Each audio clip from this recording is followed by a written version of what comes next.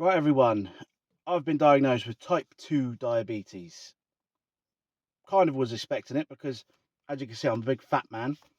And, it's not just a fat person's disease, but for me, it was the most likely thing I was going to get apart from clogged arteries and a heart attack and maybe a stroke. Anyway, positivity. There isn't much at the moment. I've just been diagnosed. How was I diagnosed? I had a blood test. I contacted the doctor a while back to see options for helping me to lose some weight.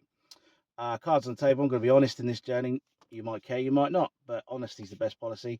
I'm over 25 stone, 36 years old, dad of two, carer for my wife, and you know, things have got a bit out of control weight wise.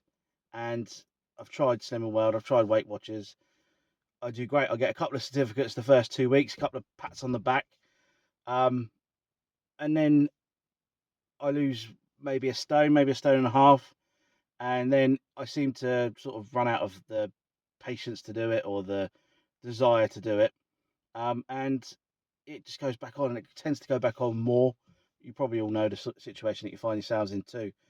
So I went to the doctors for help. They asked me to do a blood test, a general check on my health, and it flagged up all okay, apart from my vitamin D levels were low and my blood sugars were they were high. They were bloody high, and I expected I've probably been diabetic for a while.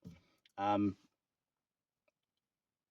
was expecting it. Like I say, I knew something would probably flag up on this set of blood tests, but I still was shocked, you know, to have this lifelong disease or illness that I now have, and I've got to make changes to my life, and I've got to do these things now. Otherwise, long term, things are looking pretty bleak if there is a long term.